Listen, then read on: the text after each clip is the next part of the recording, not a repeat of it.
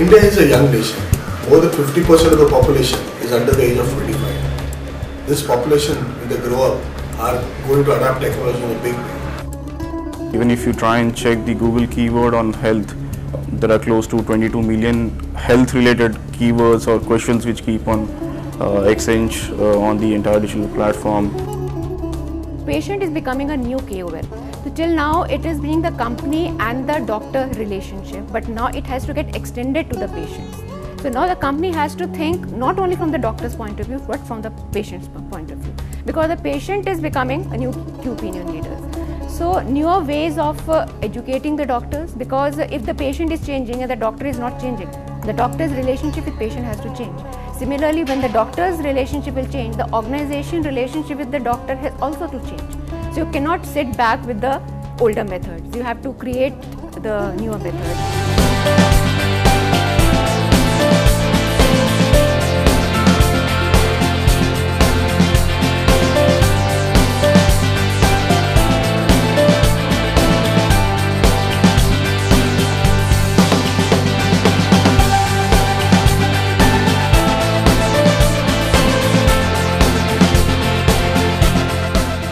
With social media and its advent into healthcare marketing, we're really seeing an uptake of how we can connect with the end user of the pharmaceutical world's product.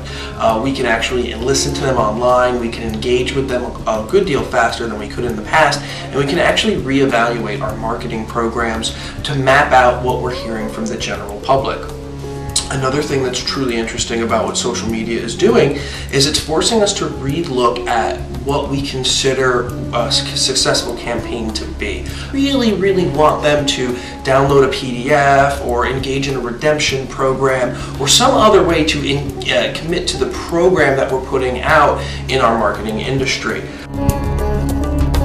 Today in India, there are 45,000 users that are being added up to the social media network every day. I mean, that's a huge thing. We're looking at BRIC countries are progressing very rapidly in terms of using technology, and it's been reported accordingly. 50% of the population is below 25. I think the new breed of doctors who are going to come and change the fate of the industry as we move on. The real challenge is whether pharma industry would like to participate in or not. Social media is the first time that we've been able to not only communicate one-to-one with people wherever they are in the world, but also to reach millions of people at the same time. And the reason that that's powerful for healthcare and for broader communications is a simple thing called group theory. So in the past, the way that you brought people together in order to achieve something, whether you're a big business or a big organisation or of course a government, is by being able to pay the coordination costs. In the past you had to pay a lot of money in order to bring people together to achieve something. Now people can come together for free at any point through any device around the world, and that's completely changed the way people collaborate.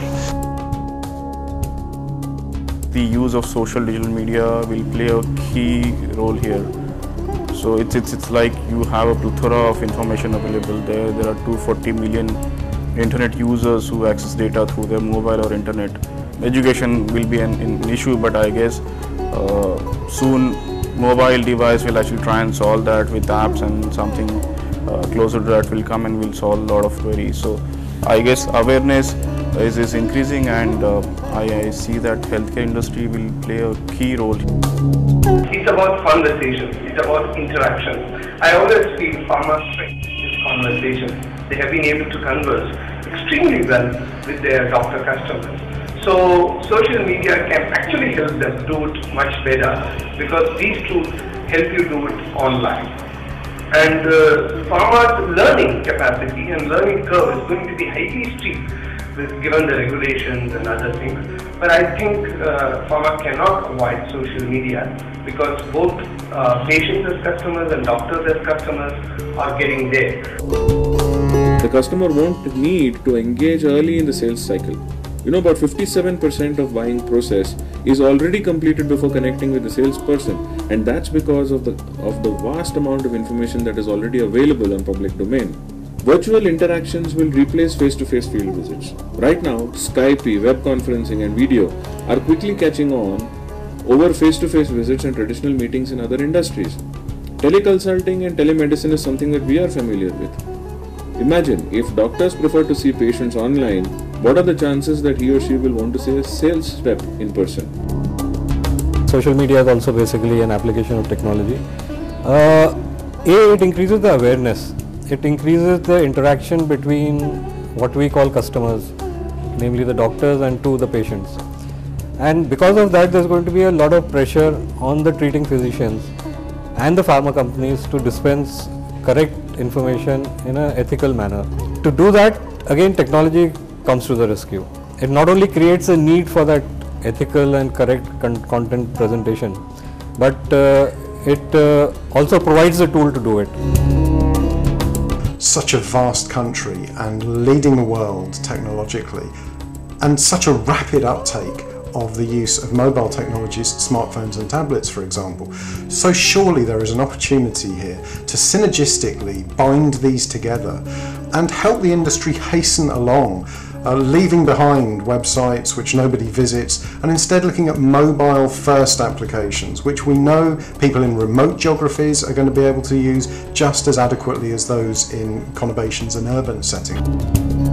The way they have adapted today, that includes doctors, that includes your patients, and that also includes your masses at large. So this population is going to look at technology in a very different way, and it's going to create a way and an opportunity both for the pharma and the healthcare professionals. People have been talking about the information age now for 50 years, but really in the last 10 years we've seen a genuine explosion in that information age where now the world is connected in a way that it couldn't possibly have imagined 20 years ago. The thing to think about here though is not to focus on social media, because social media in itself doesn't really meaningfully exist as a distinct term anymore. Media by its very nature is social, and there's virtually nothing on the internet now that's of value that isn't socialized. The consumer today in India is getting completely techno-savvy. India has been always the leader in technology, and the consumer is definitely making use of it today. They are getting onto the web, they are getting onto the social media, and like never before are they using the mobile, right up into the remote corners of the country. That presents the greatest opportunity for the pharmaceutical and the healthcare industry to reach the consumers. Not for the brand, but for various other reasons which can eventually bring in an expanded market as well as better adherence to therapy.